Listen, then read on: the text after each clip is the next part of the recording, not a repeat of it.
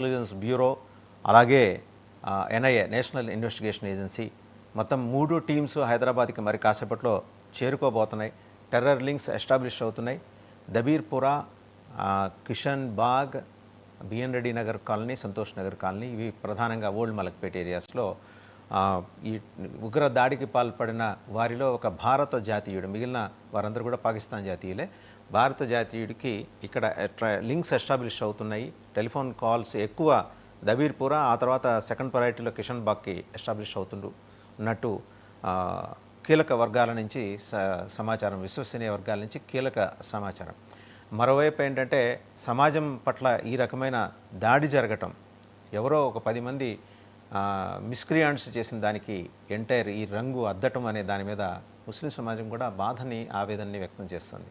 ఇక్కడ పుట్టాము, ఇక్కడ పెరిగాము, ఇక్కడ ఉద్యోగం చేస్తున్నాం, ఇక్కడ అన్నం తింటున్నాం, హిందువులు మా ఇంటి వాళ్ళు, మా అన్నదమ్ములు, వాళ్ళకి కష్టం వస్తే మేము, మాకు కష్టం వస్తే వాళ్ళు చుట్టున్నప్పుడు ఎవరో కొందరు మిస్క్రియంట్స్ చేసిన దానికి మాకు లింక్స్ పెట్టడం ఏంటనే ఆవేదన వ్యక్తం చేస్తున్నారు. At the same time 2-3 important అంశాల మీద మనతో షేర్ చేసుకోవడానికి ఈరోజు వాస్తవంగా ఫారూక్ షుబ్లీ గారు విజయవాడలో శాంతి ప్రదర్శన కొవ్వొత్తుల ర్యాలీ నిర్వహించబోతున్నారు. ఆంధ్రప్రదేశ్ మైనారిటీ హక్కుల సంఘం అధ్యక్షులు వారు ప్రస్తుతం మనకి జూమ్లో లైవ్లో జాయిన్ అయ్యారు. నమస్కారం షుబ్లీ గారు. సాయంత్రం మీరు ప్రపోజ్ చేశారు ఒక శాంతి ప్రదర్శన, మృతుల కుటుంబాలకి సానుభూతి తెలియజేయడంతో పాటు వారికి సంఘీభావం ప్రకటించడానికి ఆహ్వానించదగిన పరిణామం, అప్రిషియబుల్ యాక్ట్. మీ సమాజంలో ఇది సమాజాన్ని కించపరచడం కాదండి, ఒకటి అర్థం చేసుకోండి. లింక్స్ ఎస్టాబ్లిష్ అయినప్పుడు, అందరూ వాళ్ళే అయినప్పుడు అనుమానాలు అటు పొటకరించడం మామూలే, మీకు తెలియదు కాదు, మీరు ఉన్నత విద్యావంతులు, మీకు తెలియని విషయం కాదు. అయితే నేను ఒక ప్రశ్న అడుగుతాను సార్. పవిత్ర ఖురాన్ గ్రంథంలో 5వ అధ్యాయం 32వ వాక్యం ఏం చెప్తోంది? అయా, ఒక మనిషి ప్రాణాన్ని హరించే పని అయితే అది ఎంటైర్ మానవ జాతిని ప్రాణాలని హరించినట్టే. మరి ఆ రకంగా ఈ ముష్కరులు చేస్తున్న దాన్ని మీరు డిజోన్ చేసుకోవాలి కదా, ఎందుకు చేసుకోలేకపోతున్నారు? I believe I'm correct. 32వ అధ్యాయం 5వ అధ్యాయం 32వ వాక్యం, అవునా కదా? సూర్య అల్మాయిదా అంటారండి. సూర్య అల్మాయిదా 5వ అధ్యాయము 32వ వాక్యము. అది చెప్పేది ఏంటంటే చాలా స్పష్టంగా, ఏదైతే ఒక అమాయకమైనటువంటి ప్రాణాన్ని హరించడం సర్వమానవాళి యొక్క ప్రాణాలను హరించడంతో సమానం అని చెప్తుంది. అదేవిధంగా ఒక ప్రాణాన్ని, ఒక అమాయకమైనటువంటి ప్రాణాన్ని కాపాడటం సర్వమానవాళిని కూడాను కాపాడటమే అని చెప్పేసి స్పష్టంగా ఖురాను 5వ అధ్యాయం 32వ వాక్యంలో తెలియజేస్తున్నాం కదా. సరే, ఇప్పుడు ఇంకొక రెండో ప్రశ్న అండి. ఇప్పుడు వక్ఫ్ అమెండ్మెంట్ బిల్ అప్పుడు దేశవ్యాప్తంగా నిరసనలు పెల్లుబికాయి. మీ సమాజం అంతా కూడా ప్రత్యేకంగా మీరు శుక్రవారం నాటి ప్రార్థనలో దాని మీద తీవ్రంగా నిరసన వ్యక్తం చేస్తున్నారు. ఆల్ ఇండియా ముస్లిం పర్సనల్ లా బోర్డుకు కూడా తెలియజేశారు. అంటే వారి ఆదేశాల మేరకు మీరు ఈ కార్యక్రమాలన్నీ నిర్వహించారు. మంచిది, ఆహ్వానించదగ్గ పరిణామం మీకు. ఎందుకంటే since you are the citizen of India, you have every right to register your protest. దాంట్లో డిస్ప్యూట్ లేదు, ఎవ్వరూ దాన్ని సమర్థిస్తారు. మీకుండే అభ్యంతరాలు తెలియజెప్పుకోవడానికి సంపూర్ణమైన స్వేచ్ఛ ఉంది. సుప్రీంకోర్టు గడప కూడా తొక్కారు. సుప్రీంకోర్టు కూడా దాని మీద ప్రస్తుతానికి స్టేటస్ కో చెప్పింది. ఒకసారి అంటే ఆ సమయంలో మీరు మీ ప్రత్యేకంగా అది దాన్ని ఏమంటారు, ప్రార్థనలు చేసిన తర్వాత మాట్లాడతారు కదా, దాన్ని ఆ సంబోధన ఏమంటారో నాకు తెలియదు, బయాన్. అదొకసారి చూద్దామా ఒకసారి? సరే, అది చూసే ముందర వస్తుంది, అది ప్లే చేద్దాం. అది చూసే ముందర నాది ఇంకొక ప్రశ్న. మీ సమాజాన్ని ఇబ్బంది పెట్టే ఒక దుర్మార్గమైన ప్రయత్నానికి మోడీ సర్కార్ నడుం బిగించింది. మీరు ప్రొటెస్ట్ చేశారు. సుప్రీంకోర్టులో కొంత మీకు ఏంటంటే పాక్షికంగా కొంత న్యాయం చేకూర్చే విధంగా ప్రస్తుతానికి స్టేటస్ కో చెప్పారు. రెండోది ఏంటంటే 26 మంది ప్రాణాలు ఒక నేపాలీ దేశస్థుడితో కలిపి 27 మంది అండి హరించారు. హరించిన తర్వాత భారత జాతి తలడిల్లుతోంది.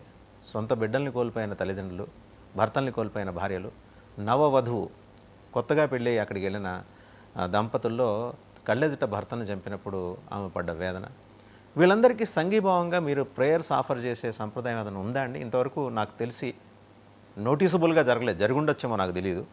నేను జరిగిన దాని గురించి జరగలేదని నేను అన్ను. బట్ ఇంతవరకు మీ సమాజం నుంచి స్పందన లేదు, ఎందుకని? పరశురామ్ గారు, మీరు చాలా సున్నితమైనటువంటి అంశాన్ని లేవదీశారు. వాస్తవంగా ఏంటంటే, నేను ఒక మత పండితుడిని కాదు, లేకపోతే ఒక మత పెద్దని కాదు. ఎందుకంటే మత పండితులు మతంపై ఉన్నటువంటి అవగాహనతో మాట్లాడటం వేరు, మత పెద్దగా ఆ ఖురాన్ గ్రంథాన్ని పూర్తిగా అర్థం చేసుకొని కంఠస్థం చేసుకున్నటువంటి వాళ్ళని మౌల్వీలు, మౌలానాలు, ముఫ్తీలు అంటారు. కాబట్టి వారు మాట్లాడటం అనేది వేరుగా ఉంటుంది. కానీ అల్హమ్దుల్లా దేవుడి వల్ల ఏంటంటే నాకు కాస్త కూస్తూ నాకు కూడాను ఒక అవగాహన అనేది ఉంది. But as per the best of my knowledge ఏమైనా తప్పులు పొరపాట్లు ఏమైనా ఉంటే కనుక మన మత పెద్దలు కానివ్వండి, లేకపోతే ప్రేక్షకులు కానీ నన్ను మన్నించాలి. కానీ నాకు తెలిసినంత వరకు నేను ఇందాక కోట్ చేసినటువంటి ఏదైతే సూరే అల్మాయిదా యొక్క ఆయత్ ఉందో ఇది అయితే చాలా స్పష్టంగా తెలియజేస్తుంది. దాని ఆధారంగా ఏంటంటే మేము చాలా స్పష్టంగా తెలియజేసేది ఇది టెర్రరిజానికి మతం లేదు అన్నది మేము దానికి ఎస్టాబ్లిష్ చేసేది దాంతోనేనండి. ఎందుకంటే ఎక్కడ కూడాను ఖురాను ఈ విధంగా ప్రొవోక్ చేయడం కానివ్వండి, లేకపోతే ఈ విధంగా ఒక ఎవరైతే అమాయక ప్రజలు ఉన్నారో, సిటిజన్స్ ఉన్నారో వారిని చంపడం అనేది అసలు ఎక్కడ కూడాను దూరం దాకా అసలు ఇస్లాం యొక్క సంప్రదాయం కాదండి. ఒక అమాయకమైనటువంటి ప్రాణాన్ని హరించడము, సర్వ మానవాళి యొక్క ప్రాణాన్ని హరించడం అంటే మొత్తం యావత్తు మానవులను చంపేసినట్టే అని చెప్పేసి ఇంత స్పష్టంగా తెలియజేస్తుంటే ఈ దుర్మార్గులు చేసినటువంటి పని ద్వారా ఎస్టాబ్లిష్ అయ్యేది ఏంటంటే వాళ్ళకి ముస్లింలు కాదు అంటాను నేను. వాళ్ళు చేసినటువంటి చర్య వల్ల మొత్తం ముస్లిం సమాజం తలదించుకోవాల్సిన అవసరం లేదు. దే ఆర్ నాట్ ముస్లిమ్స్, చాలా స్పష్టంగా చెప్తాను.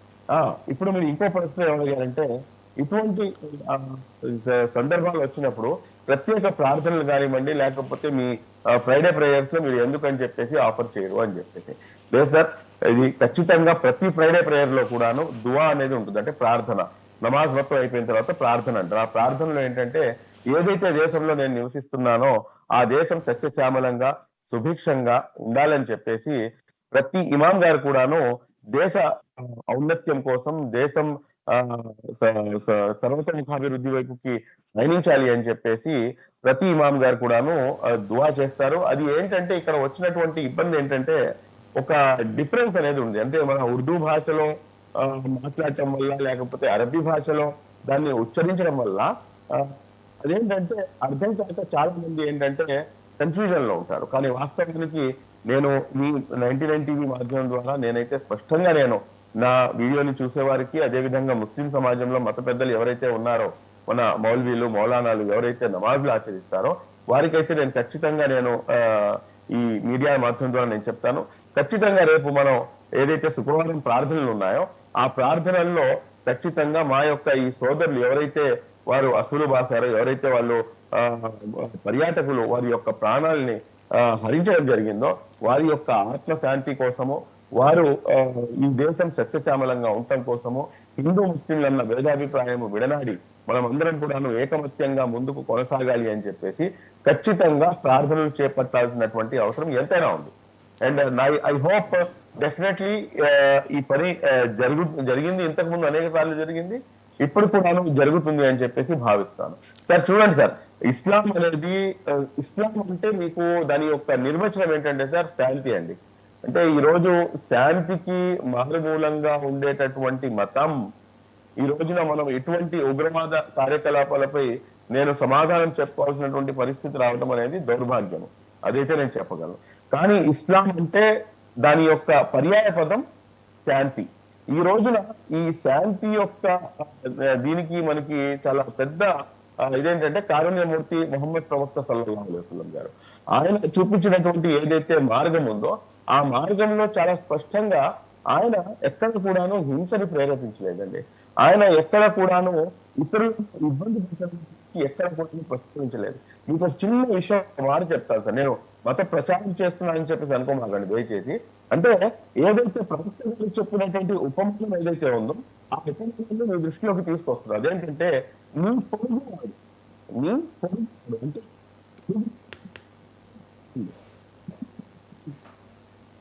లేకపోతే క్రైస్తవుడైన కొంచెం శుభలి గారు చిన్న సబ్మిషన్, మీ ఆడియో కొద్దిగా అడ్జస్ట్ చేసుకోండి, ఆడియో డిస్టర్బెన్స్ వస్తుంది. ఐ థింక్ మైక్ మీరు బ్లూటూత్ ద్వారా మాట్లాడుతున్నట్టున్నారు, నేరుగా మాట్లాడితే క్లారిటీ వస్తుంది. Bluetooth disconnect చేసేయమంటారా? డిస్కనెక్ట్ చేసి నేరుగా మాట్లాడండి, ఆడియో స్పష్టత లేదు. ఇప్పుడు ఎలా ఉందండి? ఇప్పుడు ఓకే అండి. షర్ట్ ఇలాగే ఉండి మాట్లాడండి, క్లారిటీ వస్తుంది. Right right. ఏదైతే ఉపమానం మనం మా యొక్క ప్రాణాలని, మా యొక్క ఆస్తుల్ని, మా యొక్క పిల్లల్ని కూడాను తృణప్రాయంగా మేము సాక్రిఫైస్ చేయడానికి సిద్ధంగా ఉంటాము. ఆయన పేరే కారుణ్యమూర్తి ముహమ్మద్ ప్రవక్త సల్లల్లాహు అలైహి వసల్లం గారు. ఆయన ఇచ్చినటువంటి ఉపమానం ఏమిటంటే, నీకు ఎవరైతే పొరుగువాడు ఉన్నాడో ఆ పొరుగువాడు కనుక ఆకలితో కనుక ఉంటే, అతను ఆకలితో అలమటిస్తుంటే కనుక నువ్వు స్వర్గానికి నువ్వు వెళ్ళలేవు అని చెప్పేసి. ఆ పొరుగువాడు ముస్లిం అని చెప్పేసి ఎక్కడ చెప్పలేదు సార్, నంబర్ 1. నంబర్ 2, ఏదైతే ఖురాన్ ఉందో చాలా స్పష్టంగా చెప్పేది ఏంటంటే, ఇది మొత్తం మానవాళి కోసం పంపించబడినటువంటి గ్రంథం తప్పించి, నువ్వు పుట్టిన దగ్గర నుంచి నువ్వు చచ్చేంత వరకు నువ్వు ఏ విధంగా ఉండాలి, నువ్వు ఏ విధంగా ఇతరుల మనసుల్ని గెలుచుకోవాలి, నువ్వు ఏ విధంగా సమాజంలో సంస్కరణ తీసుకొని రావాలి, నువ్వు ఏ రకంగా సమాజంలో